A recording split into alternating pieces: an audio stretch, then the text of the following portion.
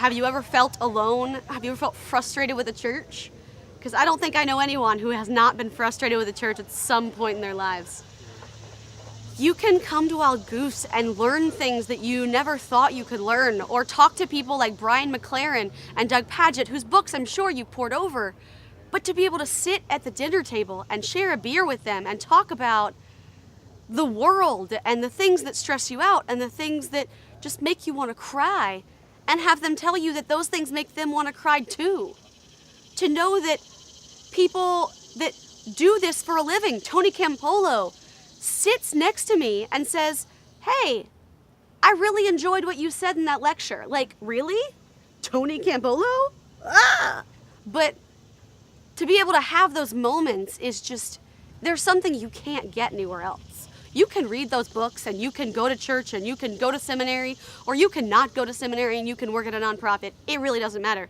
But the fact that you can come here as a lay person, as a clergy person, as a considering person, as a you don't even know what you are person, as a I don't even know about God anymore person, you can come here and you can learn and you can get community and you can be refreshed.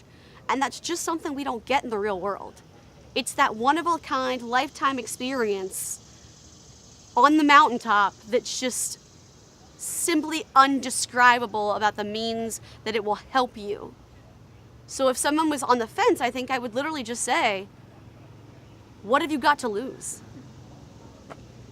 Why would you even not try?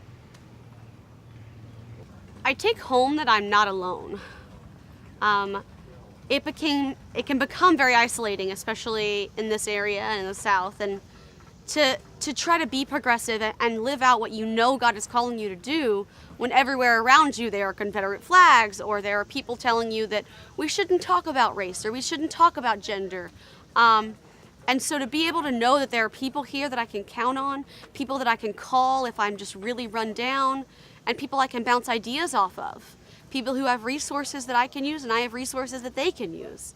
You know, it's helpful to know that we're not alone, that community of Christ and that fellowship of believers that we talk about is actually a real thing. And now I'm a part of it, and now I can and really use it and let it use me.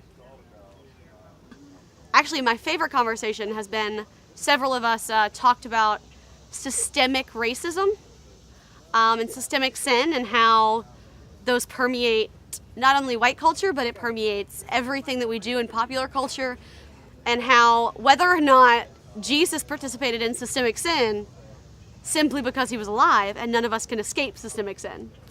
And it was a good 2.5 hour conversation with hammocks and beer, just hanging out, talking about sin.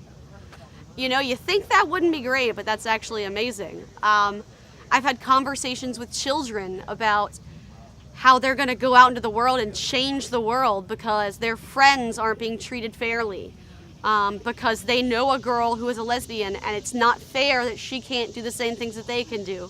Coming from 6-year-olds, that's pretty amazing.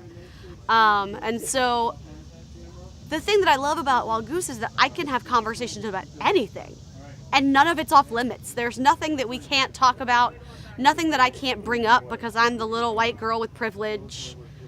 I can talk about anything, and I can say, hey, this confuses me, or this is really stressing me out.